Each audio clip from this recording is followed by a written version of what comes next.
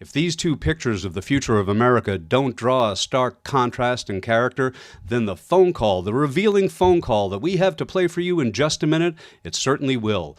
Wait until you hear this call, because so much happens in it.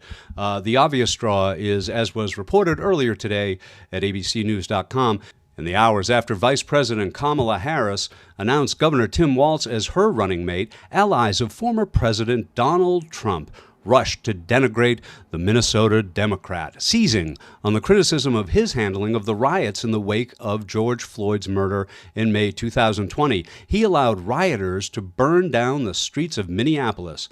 Ohio Senator J.D. Vance, the Republican candidate for vice president, said on Tuesday. But once again, words come back to haunt, and the lie cannot defy the truth. The real truth, not that website thing that Trump runs, apparently into the ground. No, the truth is Donald Trump heaped praise on Governor Tim Walz and his handling of the riots in Minneapolis in the wake of the George Floyd tragedy. But what's worth paying close attention to in this tape as well is the exchange between the two men. One man revels in the crushing and dominating presence of the National Guard. Trump almost fetishizes it by repetition, as you'll hear. Listen for that, and then listen as well to Walz's estimation of the crisis gripping his city. Listen for the tone of voice, the different assessments of the situation by Trump and Walz, and the different sensitivities to this very human episode of frustration and anger spilling onto the streets of Minneapolis. But first, let's quickly dispense with the Trump spin on Walz's record. Caroline Leavitt, a spokesperson for the Trump campaign, said Trump lauded Walz only after the governor heeded his advice to enlist support from the National Guard. Governor Walz allowed Minneapolis to burn for days, despite President Trump's offer to deploy soldiers and cries for help from the liberal mayor of Minneapolis. Leavitt said in a statement to ABC News, in this daily briefing phone call with governors on June 1st, days after the riots began, President Trump acknowledged Governor Walz for finally taking action to deploy the National Guard to end the violence in the city. Trump also suggested on that call that it was his encouragement that sparked Walz to call in the National Guard. I said, "You got to use the National Guard in big numbers," Trump said. Well, a spokesperson for the Harris-Walz campaign said on Wednesday that was untrue. So let's play this great piece of tape from a phone call in the aftermath of the George Floyd sad tragedy. And again, notice Trump's praise of Governor Tim Walz.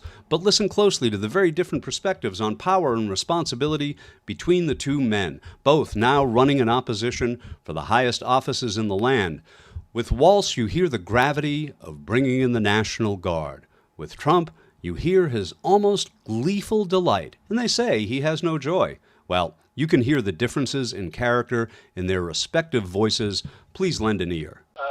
I know Governor Walz is on the phone, and we spoke, and I fully agree with the way he handled it the last couple of days. I asked him to do that. Get a lot of men. We have all the men and women that you need, but people aren't calling them up. You have to dominate. If you don't dominate, you're wasting your time. I spoke to the governor. The governor is, I think, on the call, and he's an excellent guy. And all of a sudden, and I said, you got to use the National Guard in big numbers. They did it first. Then they did. And I'll tell you that, I don't know what it was. It was the third night, fourth night. Those guys walked through that stuff like it was butter. They walked right through, and you haven't had any problems since. I mean, they know. They're not going to go there. Now they'll go to some other place. But once you called out and you dominated, you took the worst place, and you made it. They didn't even cover it last night because there was so little action. Because you dominated. You dominated. Tell you the best, what they did in Minneapolis was incredible. They went in and dominated. And it happened immediately. All of a sudden, my wife said to me, wow, look at all those people. They got out, they were wearing dark black uniforms. They got out, and they were there enough. It was the thing of beauty. Everybody said, I can't believe how easy it was. It was an hour of bedlam. And when it was all over, it was a beautiful thing. Thank you, Mr. President. I want to give a thank you to Secretary Esper and General Milley for your strategic guidance. Very helpful. Our city is grieving and in pain.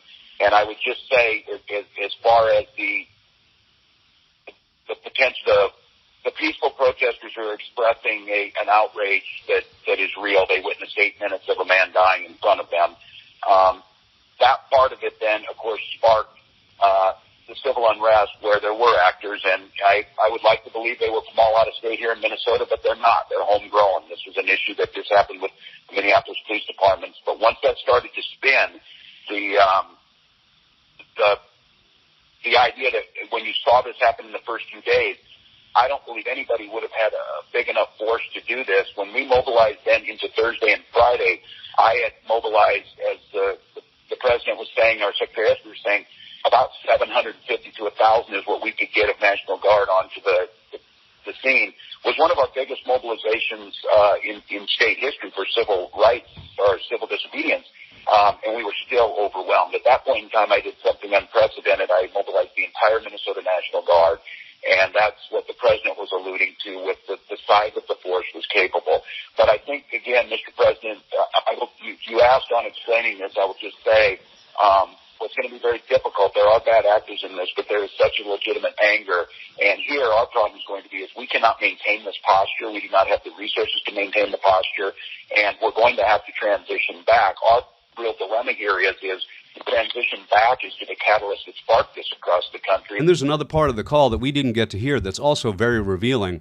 On the June 1st phone call with governors, Walz thanked Trump and accepted his praise before making comments of his own, expressing support for peaceful protesters and suggesting that governors who might otherwise hesitate to call in the National Guard could do so delicately and frame them not as an occupying force, but instead as neighbors, teachers, business owners.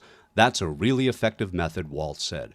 Trump agreed, but added his own spin on the role of the guardsman. I got so bad a few nights ago that the people wouldn't have minded an occupying force, Trump said. I wished we had an occupying force in there. On day one, he gets his occupying force. In the meantime, let them twist and distort and spin the truth. And when they do, we'll call it just what it is, the rantings of the desperately entrenched power grabbers who are quickly losing their grip.